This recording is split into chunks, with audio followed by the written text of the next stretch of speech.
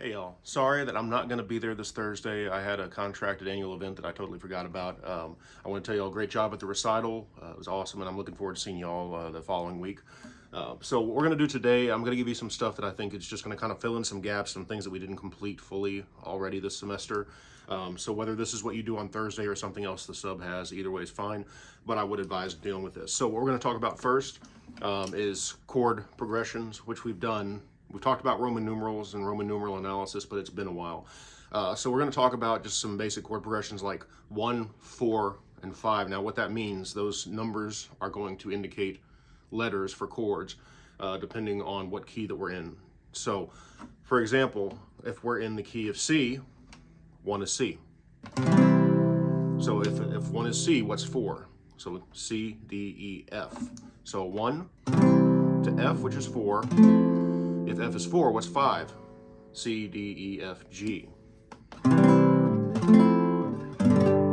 1, 4, 5 progression in C is C, D, and G. And then we can take that and we can pick it.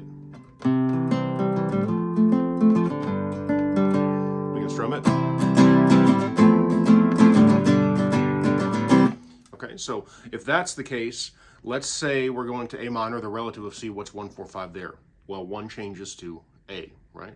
A, 4A, B, C, D, E. Okay, so we have A, then we have D, and we have a E. So we have to know what our chords are, whether they're major or minor. So of course the key is C / A minor is minor, D minor is minor, okay, and E is minor also. So we went from an entirely major progression with C, C, F, G, to an entirely minor progression with A minor, which is the relative. A minor, D minor, E minor. Now, just not so much indicative of this, but one thing I wanted to show you can do with this, if you like kind of a flamenco or a Spanish sound, you can make that E in E major, A minor, D minor, E major. Now, the reason that works is because this is in the harmonic minor form, which we can't do in a major key. Remember, we can have harmonic minor, we can't have harmonic major or harmonic major minor or anything like that. Okay, so that's just something for fun if you like the sound of it. So here's the regular 1, 4, 5. If we instead make that E a major, 1, 4, 5 major. And the only reason again that works is because we have an F sharp, which is the harmonic minor note that changes in that scale. Okay, so we've done C and we've done A minor, 1, 4, 5. What if we did G? So if G is 1, what's 4? G, A, B, C, and what's 5? G, A, B, C, and then D. So G, okay, C, D. And if we want to go back to 1, just kind of complete it. So there's 1, 4, 5 in that key. What about E minor? So that makes E minor 1, E, F, G, A. A is 4, and then B is going to be 5. I'm going to show this one to y'all. It's a chord we haven't done. If you're not comfortable with it, it's fine. But so 1, 4, and then we would want to go to either a B minor, which is a bar chord, and some of us are comfortable with it, some of us aren't. The other thing you could do, kind of like the harmonic minor with the A minor, is make it a B7, which is 2nd fret, 2nd finger on A, 1st finger, 1st fret on D, 3rd finger, 2nd fret, G string, and then we have open B, and then we have pinky, 2nd fret, high E string, which is an F sharp. So it's either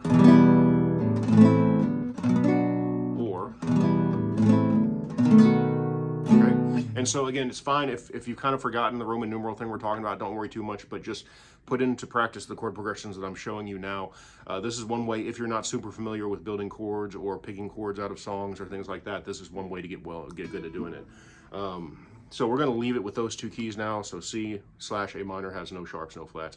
The key of G has 1, right, which is F sharp. Okay, so we're sticking pretty much with those. Now, what we want to do from there, that's our chord aspect. What if we talk about the scales? Of course, we know C major in 1st position. We should in 5th. I don't know if we all do, so we're going to cover that. Get these down. I would advise if you're really rusty with these, don't run them all at once. Pick one to work on for a couple of days and then add the others. Okay, so 5th position in C, it's going to be 5, 7, 8, 5, 7, 8, 5, 7, down to 4th position, 4, 5, 7, back up to 5th position on B, 5, 6, 8, 5, 7, 8. Okay.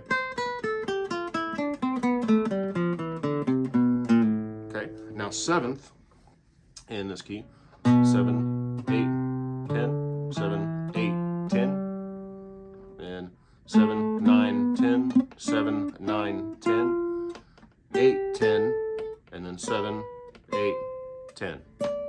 Okay. Now, when you get up to the last position here, which is going to be 12th, which if your guitar has it, it's going to have 2 dots there.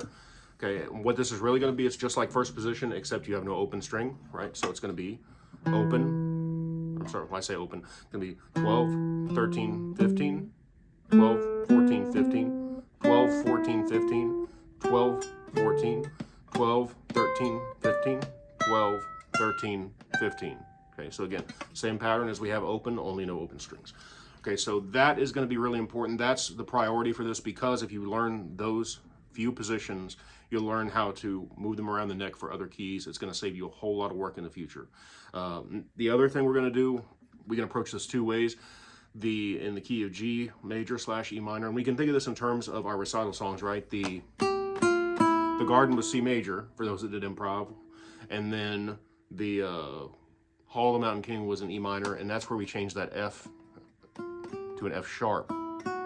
So in the key of G / E minor, your scales are exactly the same with one exception. Every F is going to be an F sharp. So whereas when we played the C major scale, we had open 1, 3, or E, F, G. Now it's going to be E, F sharp, G, A, B, C, D, E, F sharp, G, A, B, C, D, E, F sharp, G. Okay. So I don't want to go too deep into that, but I would like you to become fluent in first position. And if you know first position, you can pick out 5th position. And you'll also find that how these start to work together. You'll find some positions that you know from C, but they'll be in a different spot.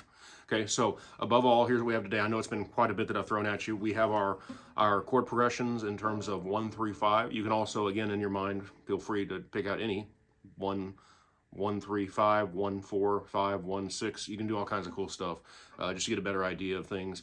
Basically, with that, if you know what things sound like, you could technically write a song in your head before ever touching an instrument, and then it's going to come out and it's going to flow together. Okay, so work on those chord progressions. Then also work on your scales. We have C major, all these positions, 1, 5, 7, and 12.